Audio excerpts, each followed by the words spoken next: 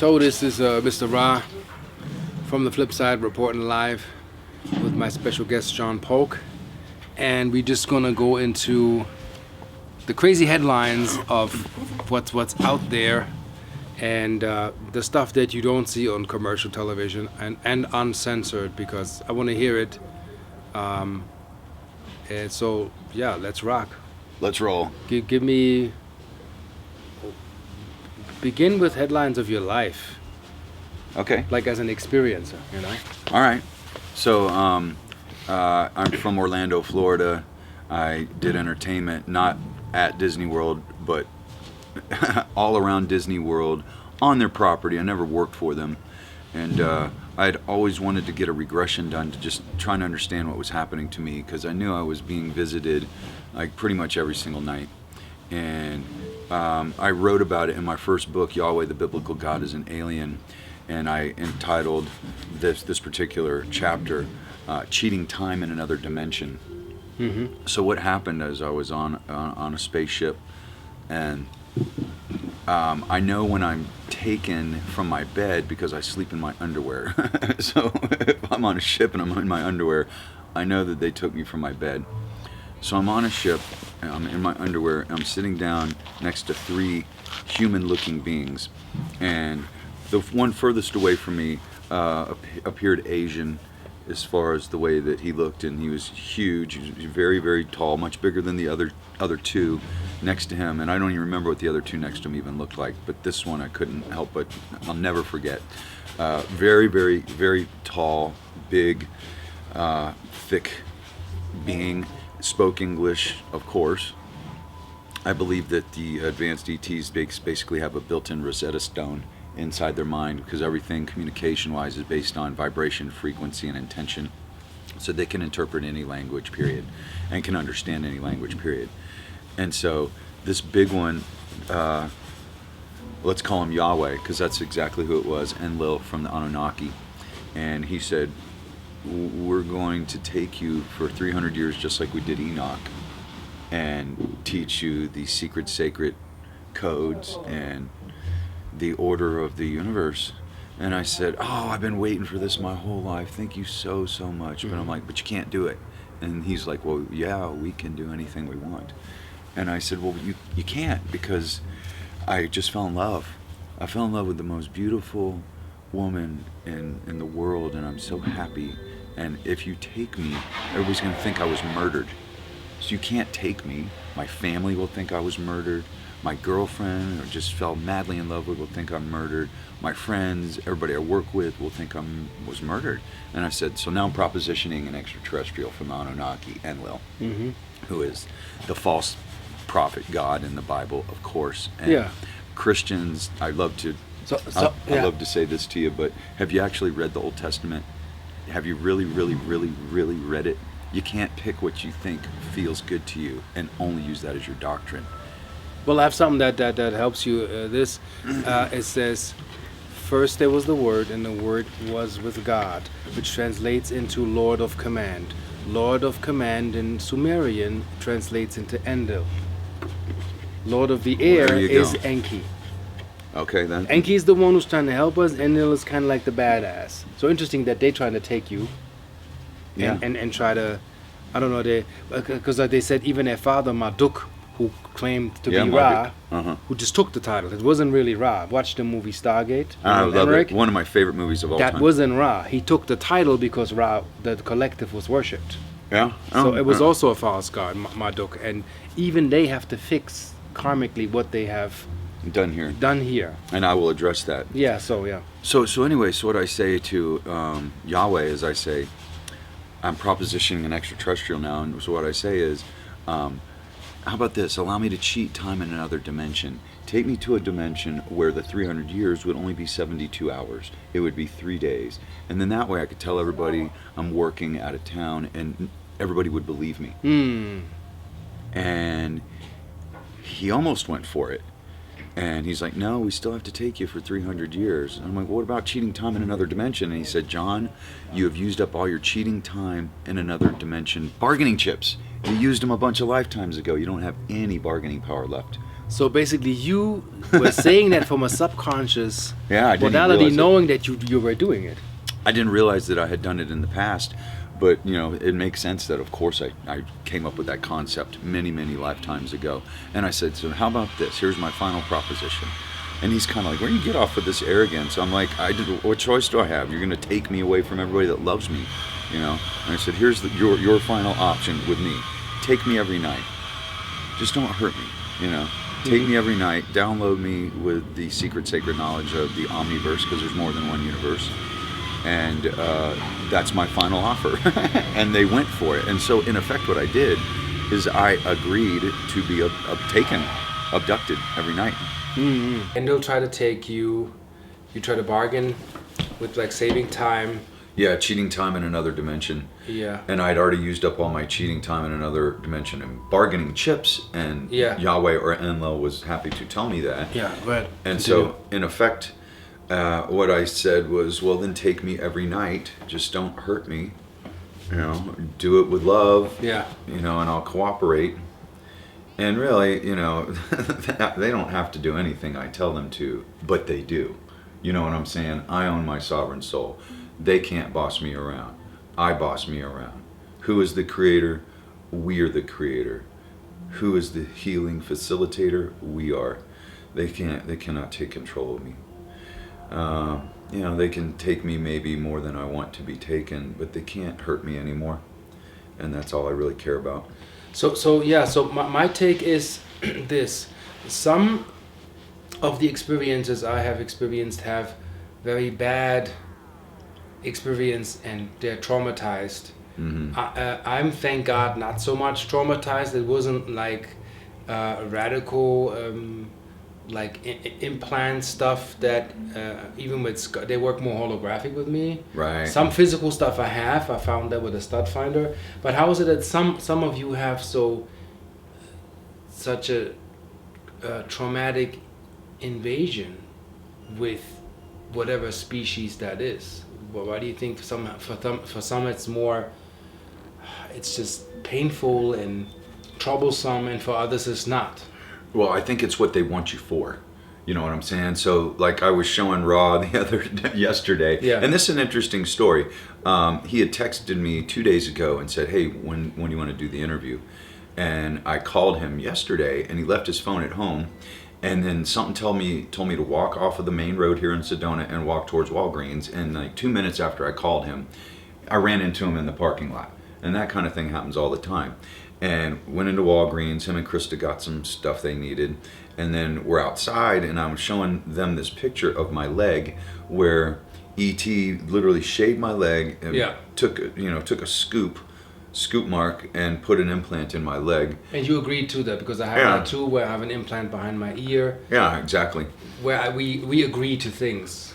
And I agreed to that. And what they're doing is they're using me. One healthy cell from a human can clone potentially 10,000 healthy clones before you start to really lose another generation. And Ra and I were talking about this a number of weeks ago, that we both have been used in hybridization programs. Now it's way worse for women because they have to take their eggs, have fetuses in their body, incubate for roughly 3 months or more, and then take them on the ship and then remove the fetus also. Yeah. So, we are not women, although we have duality, we have the male, the female, but they're not taking eggs from us. They're splicing our testicles, basically.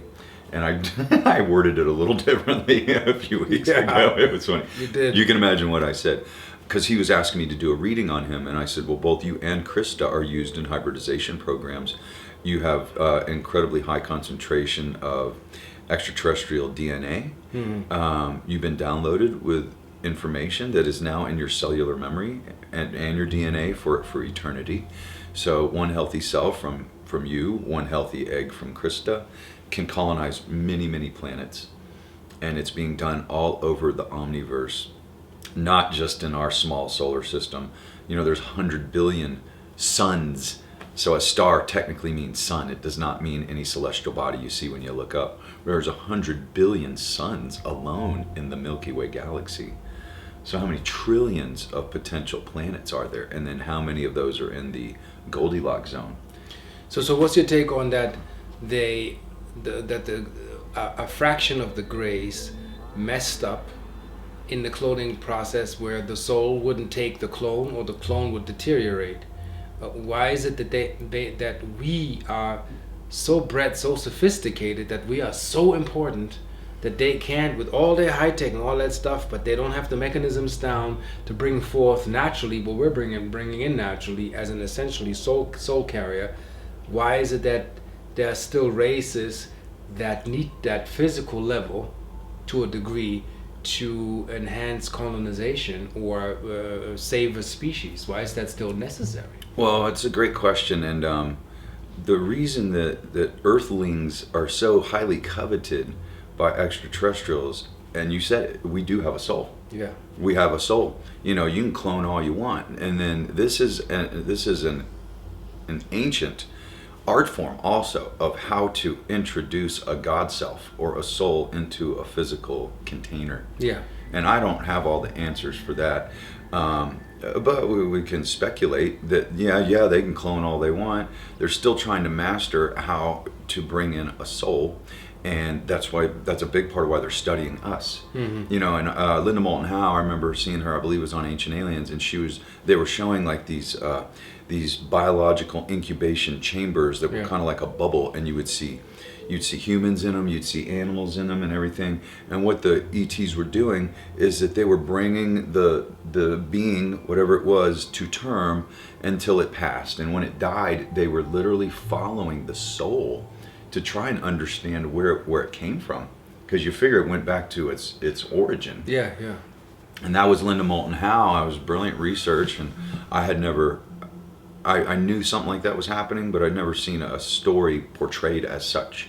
And you know, everybody knows Linda. She's magnificent. And it was just a trip that the ETs were just honestly curious and doing research, studying us to see where our God self or our soul even came from, because they didn't know. That's so interesting that we still, with all that high intelligence and high dimensional development, there's still a split with certain ET groups that want to know how the mechanisms work. Yeah, because they want a soul themselves. And then also, you know, you could say that we're primitive, but we're not primitive at all. No, not in any way. And that some of the ETs are so advanced that they have really lost the human aspect. Like, they can't love anymore. They don't have emotions anymore.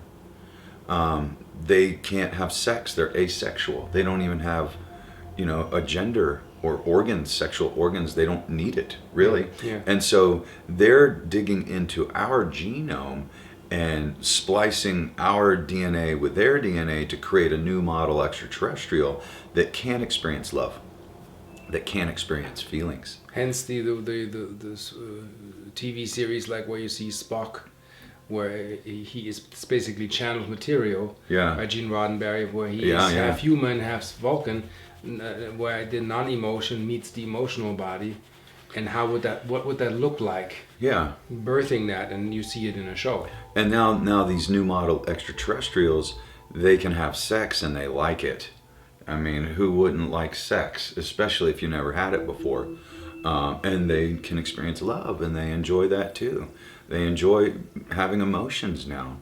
And anyway, but that's another big reason why this planet is just so interesting and so highly sought after by ET, because it's my mom, when I was a child, thank God for mom. Mom started me when I was like 5 years old on this path. Mm-hmm. And she called this planet a library. Mm-hmm. Which is perfect. It is a library. So this planet, not just humans, not just Homo sapiens sapien, but all plant life, all animals, everything in the ocean, all microorganisms, everything is being used to colonize different parts of the omniverse. Yeah, I mean, if you see the computer games to this day, is you have levels of AI in a computer game where you can actually see the planet and see what happens with you seeding planets. Like, you're not in control of what the offspring will do. You're not in control of that, but you can initiate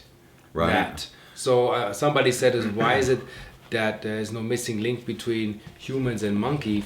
My theory and the evidence, when you look at Mark Primo and Graham Hancock, is there is no missing link between Cro-Magnon and human. There is Homo sapien and there's Neanderthal or Cro-Magnon or Australopithecus africanus, but there's no missing link. So to me, my proof is this: monkeys today do not evolve. There's no evolution going on. Why? Because they are manufactured that way. We are manufactured this way. We evolve though. Yeah. Our looks are changing. The way our hair grows. They did a scientific computer model where they said that humans will look like ETs in the future because what will be beneficial? Develop the cerebellum. Yeah. They get more photonic in and output going on with the receptors. Make this smaller. This smaller, vocal cords will regress, digestive tract will regress, and we will look like ETs actually in 1,000 years, roughly, maybe even sooner. Well, and Ra looks like one already. Well, because he's an Arcturian hybrid, among other things. Yeah. But so the name of my show is Quantum Hologram Matrix, and what that implies, in my first book, Yahweh the Biblical God is an Alien, I should have brought my books, johnpolkmedia.com if you want to see them. It implies that we coexist within ourselves, within our own pantheon of selves, in all dimensions simultaneously. Mm-hmm. Thus, the quantum hologram theory, which was first authored by Dr. Rudy Schild, emeritus professor of the Harvard-Smithsonian, since retired, co-founder of Dr. Edgar Mitchell's Free, the Foundation for Research into Extraterrestrial Encounters, experiencer.org, and he donated an article to my first book, Yahweh the Biblical God is an Alien. I'm like, wow, an emeritus professor from Harvard-Smithsonian gave me an article to put in my book and asked no money for it whatsoever. Yeah. And I think also we have to be clear when people will still say, well, when the brain fires, the soul has a human experience through the body, and when the body dies, that stops. That's actually wrong. Completely. Yeah, science has proven that now, where they had a professor who spoke, I don't know if it was on What the Bleep Do We Know, who was as a brain surgeon, who had to put the brain of a patient on ice and shut it off, stop the heartbeat, meaning no electrical impulses being transmitted in the brain. So, but yet that lady described the procedure from the outside. Wow. While the body was shut down. And that explains consciousness does not take place in the body. The body is the remote control or the tool or the tuner that is used through that. But when we learn, they realize that the brain creates telomeres to go to a sector where that what is to be learned is already in the field. And when you do that, even if it's poetry, you access the field of where that is stored and you channel it from there. It's not stored in the brain. I find it amazing that we know scientifically that it is so through what's called EEG. To measure the brain states, where people can have a different personality program, like Daryl Ankar goes into a different persona, per se, and hertz level when he channels. Right on. And so in another dimension, in another solar system, perhaps within this galaxy, Andromeda or some galaxy I've never heard of before, I am Yahweh. I'm terraforming planets. I am setting up religion, and this is very important. ETs set up religion so that we primitive beings worship the ETs, not the creator. And who is the creator? We are the creator. Yeah. I mean, all Native Americans understand that their gods are star people. It's not even a question. It's their life. It's their culture. But I believe that terraforming took place in the ancient days. When you hear Angkor Wat, how this was built. Oh yeah, they man. said that the monk Cambodia walked on that plateau, cleared everybody and said, you got to leave and start speaking a mantra for 7 days. And when they returned, Angkor Wat was in place. Yeah. So that's called like holographically actually bringing in and channeling in buildings. Yeah, absolutely. So there was no construction crew, Yeah. There was no construction crew. So that's why some of those temples today we don't understand. Some of those temples were channeled in. Same with the pyramid. One peculiar thing I found with the pyramids is that the top is the oldest. No, the top is the youngest, and Yeah. the basement is the oldest. Right, The and- rocks, and they don't know how time-wise does that work in reverse when Yeah. you build. Yeah, and so I've got two roommates, Megan Yeah. Martinez, divinemsm.com, and then Matthew Schluter, aka Matthews Emotep. And now he will tell you that he was in effect Enoch or Thoth, and Emotep also, and that he was one of the original architects of the Great Pyramid, and that the Great Pyramid is actually 1,000,000 or more years old. And just like Ross said, first it was a smaller pyramid, and then they built on top of that, and they built on top of that, and they kept building until you have the Great Pyramid that you have now, which is 13 acres, over 5 million stones. So I also have a question. I always do this. Might be challenging, might not be challenging. Is when you say you're Yahweh, or Matthew says he is Imhotep. I think is that we are part of that collective. Like, see, when I say I'm Ra, I am absolutely. not the embodiment of the one and only. There must be a collective. There's a bunch of you. There's a bunch of you. That we are linked to. Like I always tell people, like I have a Google account, but that doesn't make me Google. Perfect analogy. Yeah. So basically, you are with the Yahweh collective. Mm-hmm. And actually, more of the Enki. Actually, I am the Enki collective. The Enki collective. Well, but they were resonate. brothers. Yeah, they're brothers, yeah. and they both had sex with their sister Ninmah and created gods. Because even at one time, King Tut married his grandmother, because the aliens, they don't want to introduce Homo sapien blood into their pure alien bloodlines. Lower grade DNA into their systems. That's why to this day, King Arthur, the Arthurian bloodline, they almost to a, sorry to say, ancestral level, wanted to keep the bloodline pure. But that didn't work over time either. It kind of goes self-destructive in this universe here. Yeah, I mean, you keep mixing the same bloodlines, and eventually you end up with a mentally challenged offspring. Yeah, it just happens. It begins to go self-destruct. So let me get back to so when when my mom was pregnant with me in 1969. She was pregnant for over 10 months, and she was arguing with her doctors. My mother never made a B in her life. She was straight A's all the way through college, summa cum laude. She's one of the smartest human beings you'll ever meet on this planet in your life. And she's like, don't argue with me. It's my body. I know, and it's all based on your periods. How long actually the baby was, how long the woman was pregnant. And so it came out through a regression 2 years ago that my mom was taken by the Anunnaki while she was pregnant with me, and 2.5 years later with my brother also. Mm-hmm. And they either altered my DNA and or they added to it. And so in effect, I'm a hybrid. Of course. And so is my boss. And so are most people who are going to watch this video. You're hybrids too. That's why you're so drawn to this material. When you're drawn to this kind of material, it's largely because you have alien DNA and you're trying to rediscover yourself and trying to understand what's happening to you as well. And what I believe is that most humans on this planet do get visited by ET. They just don't remember it.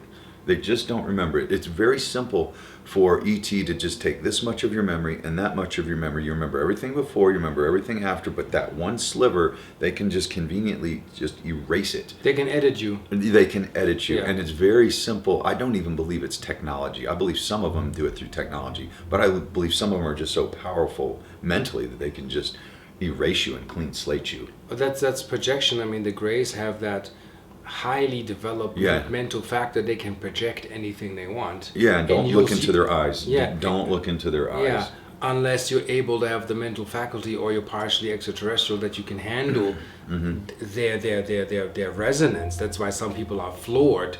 That's why the Bible says knees shall be bent. If you have beings of a higher resonance in front of you, it's kind of, trying to hold on to a plane outside on the wings while the plane is doing 300,000 miles per hour. Yeah, good luck. Mentally you're not there, so that's kind of like, whoa, what's happening to me, so continue. So I work for SedonaUFO.com, and incredible story. I was going to move to Southern California to be with an incredibly beautiful younger woman. I'm 50, she's 33, she's 34 now. Incredibly beautiful, very sexy body. Just any man would want to be with her for at least one night. And we were going to open the company that I'm working for now, basically doing UFO tours, Yeah. psychic vortex tours. I'm a Reiki master instructor, psychic medium. And we were going to do exactly what I'm doing now here in Sedona, Arizona, in Southern California. And I was driving across the country to be with her, knowing that I was going to stop in Sedona to MC Suzanne Ross's Cosmic Awakening Conference. I think that's what it was called. And this was March 19th and March 20th of this year, which is 2019. And she was going to do an activation out at the Red Rocks and have me MC while she was gone on March 20th. So I got here on March 19th. I had no furniture. I have a huge truck. I just packed everything that I possibly could stuff into that truck and drove from Florida to be with my woman that I was madly in love with. And I'm in a hotel room in Amarillo, Texas, just a couple days from Sedona. And she texted me and broke up with me. And she broke up with me because of her kids. The kids were crying, rolling around, throwing tantrums on the floor. They didn't want her to leave their father. And so she got back with her ex-husband, who was just a horrible human being, abusive. And anyway, she got back together with him. And then all of a sudden I'm in Sedona, and I'm heartbroken. I didn't know what to do. Megan and Matthew, my roommates, I love them with all my heart. They were really always been very good to me. They knew I was just a broken man. I was broken. And they were like, John, you can live here. And then Brad Olson and a bunch of other friends were in town because of Suzanne Ross's conference, Sci-Spy TV. And but you see how all of these things happen is I call it the typical Sedona story. When man. you tell me this, you will be aligned to what your purpose is, where you have to be. And especially we know when you're in Sedona, you have to be in your purpose. You can't be a car salesman if your purpose is to be a psychic. However, that's finance. Whoever supports you. Yeah. It's the faith in knowing the energy current that'll take you there, you know. I agree. And so when you live in Sedona, it's like a spoken and unspoken thing is that there's a consciousness here, like he said earlier, but there's a collective consciousness, and it's very powerful. So when I first got my job, I moved here on March 19th, and on April 21st, on Easter, I got my job. And you know Joseph P. Anthony, of course. Real tall, kind of looks like Rob, tall, big bald head. Yeah. He looks like an alien. Cool guy, incredibly intelligent. He's a psychic astrologer. I've interviewed him before. And he's at my house with Megan doing a YouTube video. They do it like once a month, and they get like 50,000 hits off of it. They do incredibly well with the ratings. And he's like, hey, John, I know your situation. I know you're looking for a job. Guess what? My friend Anita owns SedonaUFO.com, SedonaUFO.com, and just asked me if I wanted to be her tour guide. And he said no, because he had too much going on, which he does, and he's traveling in his RV around the country right now. Sounds fun to me, of course. He's like, dude, call her right now. And I'm like, it's Easter. He's like, dude, call her now, or you won't get this job. So I called her, and I talked to her for probably 45 minutes, and we clicked on absolutely everything, which was perfect. I did entertainment, not for Disney, but by and on Disney property around Disney and Universal in Florida for 20 years. And she had her own entertainment company in Cincinnati, Ohio for 20 years. And then, so imagine my job interview. Imagine, okay, John, are you an abductee? I'm like, oh yeah, my entire life. Okay, that's good, check. Yeah. Do you see UFOs? I'm like, oh, every day. She's like, okay, check. Can you, and this is really incorrect. She never said this either. Can you summon them or bring them in or call them in? That is the exact wrong approach. You do not do that. When you do that, you bring in the dark. Instead, invite them in. Send them love. So when we do my UFO tours, we talk to extraterrestrials. Whatever. We talk to extraterrestrials. I ask them, and I get my group to say, we love you. Tell them that you love them. Don't tell them what to do. Ask them, invite them in. Please join us in a loving congregation. Mm-hmm. We love you. And we only want love and light. Nothing else can enter. No, we don't want to see anything else besides love and light. And then, we have lasers, and here's something everybody does wrong too. You don't point the lasers at the UFOs. I mean, imagine if somebody shined a laser in your eyeballs. And I've had it happen. My guests, it happens every so often. They just accidentally just do it. They see something, they shine the laser. I happen to be standing right in front of them, and it'll blind you for like 10 minutes. So everybody's doing it wrong. You don't shine at it. What we do as a rule of thumb, and I learned this from my boss, you shine right below it. And don't even get too close to it. But that way, and it's very important, I tell people when I give them the lasers, shoot it at the ground once so you know where the button is, right?